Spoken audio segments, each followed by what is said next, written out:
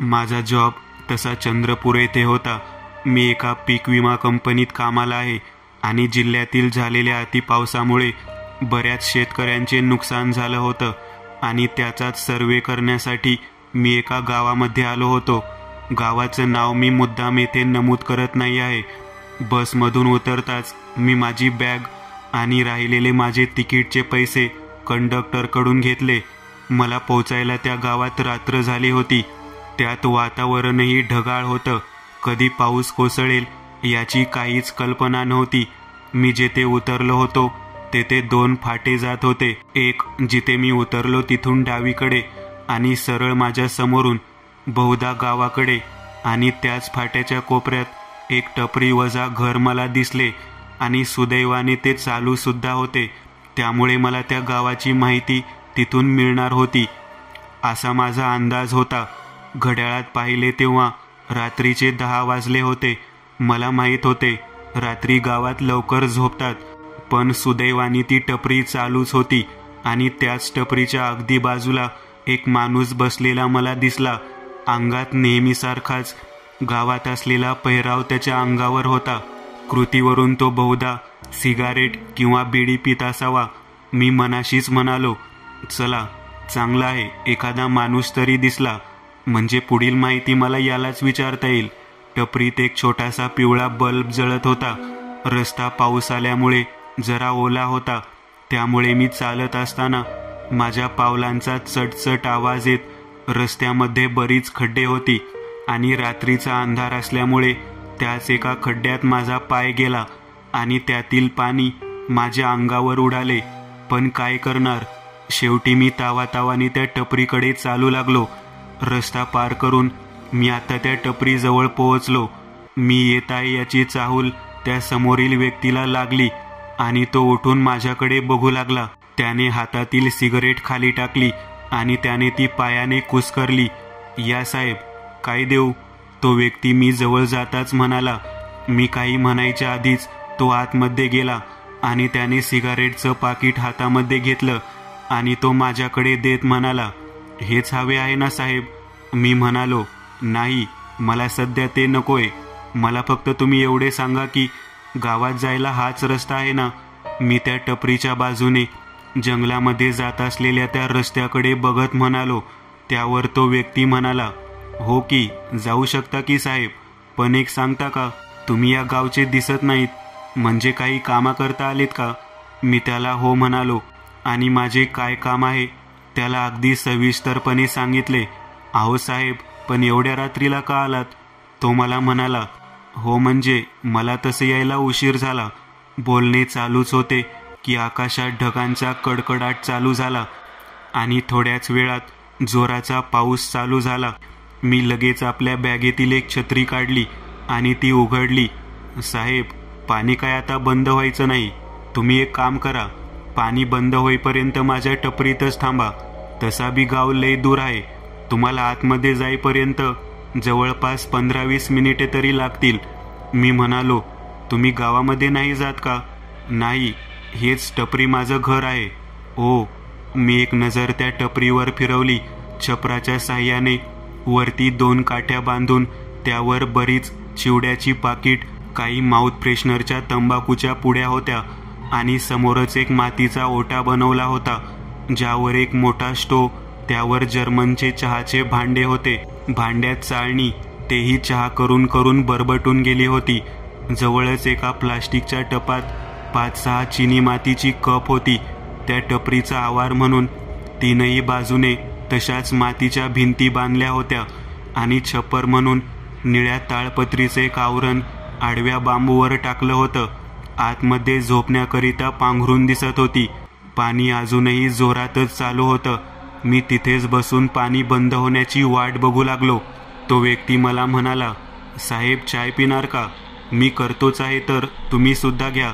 खरं तर तेथील व्यवस्था पाहून मला तर चहा पिण्याची इच्छा सुद्धा झाली नव्हती, पण पोटात काही नसल्यामुळे आणि बराच प्रवास केल्यामुळे मी त्याला हो म्हणालो आणि तो त्याच्या कामास लागला. पाण्याच्या धारा कोसळतच होत्या आणि त्या पिवळ्या प्रकाशात मी समोरच्या रस्त्याकडे पाहत होतो. थोड्याच वेळात तो व्यक्ती माझ्याकडे कप घेऊन आला माझ्या अपेक्षेप्रमाणे चहा खरंच त्या व्यक्तीने अप्रतिम बनवला होता. मी एकच घोट घेतल्यामुळे मला चहाची चव खूप आवडली. काका, चहा खूप छान झालाय. हो साहेब, आता रोजचं काम आहे त्यामुळे चव आली आहे हाताला. मी चहा पीत तिथेच त्या व्यक्तीला म्हणालो, 2-3 दिवस इथे कुठे राहण्यासाठी एखादी व्यवस्थित जागा आहे का? म्हणजे कुठले एखादे हॉटेल? हो आहे ना, गावामध्ये तुम्हाला एक हॉटेल मिळून जाईल. तिथे तुमची राहण्याची आणि खाण्याची सोयसुद्धा होईल. शहरासारखं नाही पण ठीक आहे. आणि साहेब, तुम्हाला एक गोष्ट सांगू का? हो बोला ना. तुम्ही हवं तर इथेच थांबा, नका जाऊ रस्त्याने राज्याला. का? काही प्रॉब्लेम आहे का रस्त्याने?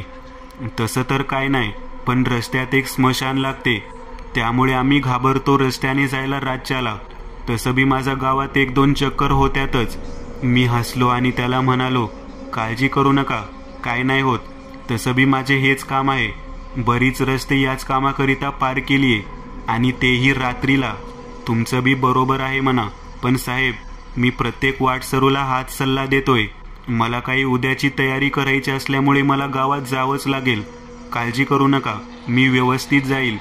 चहा पिणे झाल्यावर त्याने माझ्या हातातला कप घेतला आणि बाहेरच चालू असलेल्या पाण्यात ठेवून दिला, जिथे एक प्लास्टिकची बकेट होती. बहुधा त्यातच तो त्याच्या कपबशात धुत असावा.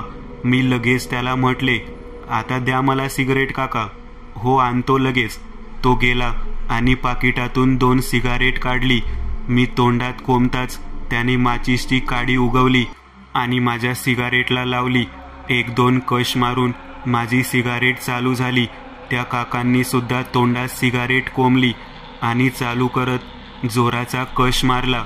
आता पाणी सुद्धा कमी झाले, पण तरीही पाण्याची बारीक टिप टिप चालूच होती, पण आता कमी प्रमाणात. मधून मधून ढग आणि विजा कडाडत होत्या, त्यामुळे पाणी परत चालू होण्याची शक्यता होती. मी त्या काकांना पैसे म्हणून विचारले. त्यावर काकांनी मला म्हटले, अहो नको, राहू द्या साहेब, तसं बी तुम्ही आमच्या गावच्या भल्यासाठीच आले आहात, पैसे राहू द्या. मी जबरदस्ती केल्यावर सुद्धा ते काका माझ्याकडून पैसे घेत नव्हते. शेवटी नाईलाजाने माझी छत्री उघडली आणि त्याचा निरोप घेऊन रस्त्याने गावाकडे चालू लागलो. गावचा रस्ता असल्यामुळे स्ट्रीट लाईट असणे कठीणच, पण गावचा रस्ता जरी असला तरी तो डांबरी होता. हे एक प्रकारे चांगले होते. गर्द अंधारात माझ्या टॉर्चचा त्रिकोणी लाईट फक्त होता आणि त्या प्रकाशात पावसाचे चमकते बारीक कण दिसत होते. मी नेहमीच अशा रात्री रस्त्याने जात असल्यामुळे भीती म्हणून माझ्या मनात काहीच नव्हते. मी चालत होतो. अगदी रस्ता शांत वाटत होता. फक्त माझ्या पायांच्या चालण्याचा आणि रातकिड्यांचा आवाज मला येत होता. मी अगदी झपाझप चालत होतो. तोच परत एकदा ढगांचा कडकडाट झाला. या एका आवाजाने एकदम मी दचकलो, कारण तो आवाजच अचानक आला होता. काही काळ चाललो असेल. मी टॉर्च इकडे तिकडे फिरवत चाललो होतो. बहुधा चालून मला 10 मिनिटे तरी झाली असेल, तर रस्त्याच्या डाव्या बाजूला विस्तीर्ण फांद्याचा वड दिसला. इतका मोठा की त्याचे खोड कोणते व त्याच्या पारंब्या कोणत्या हेच ओळखणे कठीण होते. अंधारात मात्र त्या वडाची भीतीच वाटेल असा तो दिसत होता. जशी वीज कडाडत होती त्याचे रूप आणखीनच विस्तीर्ण दिसत होते. मी तो वड पार करणारच होतो की त्या वडाच्या झाडावर मला एक हालचाल दिसली. बॅटरीचा झोत मी त्या हालचालीकडे वळवला आणि माझा श्वास एकदमच भरून आला. वडाच्या त्या पारंब्यावर कोणीतरी झोके घेत होते. रात्रीच्या अशा वातावरणात त्या झाडावर झोके घेणे हा विचारही कोणाच्या मनात येणार नाही, आणि तोच विचार माझ्या मनात भीती निर्माण करून गेला. नक्की कोण होते जे एवढ्या राज्याला अशा या भयंकर आणि विस्तीर्ण अशा झाडावर झोके घेत होते? एका क्षणी वाटलं एखादं वानर वगैरे असेल, पण मधूनच बारीक हसण्याचा आवाज येत होता आणि तो आवाज अगदी माणसाचा होता. तेही म्हटल्यापेक्षा एका मुलाचा होता. अगदी 10-12 वर्षाचा लहान मुलगा आनंदात त्या झाडावर झोके घेत आहे असंच त्या आवाजावरून वाटत होतं. पण आनंदी आणि तेही रात्रीला असे या पावसाळी वातावरणात तिथे थांबण्याचाही विचार कुणाच्या मनात येणार नाही. तर झोके घेण्याचं तर खूपच दूर राहिलं. मी चालत त्या झाडाकडे गेलो. हा माझा भास तर नव्हता. मी माझा टॉर्चचा झोत त्या पारंब्याकडे फिरवला. मला तिथं पोहोचायला काही मिनिटे पण झाली नव्हती. त्या पारंब्या अगदी शांत होत्या.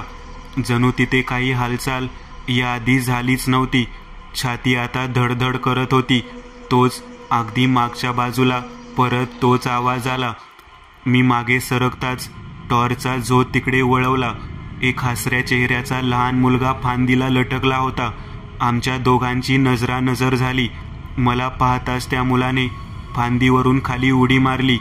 जमिनीचे आणि पारंब्याचे अंतर 10-12 फूट तरी असेल, पण अगदी सहजपणे त्याने उडी मारली आणि तो झाडाच्या मागे धावतच गेला.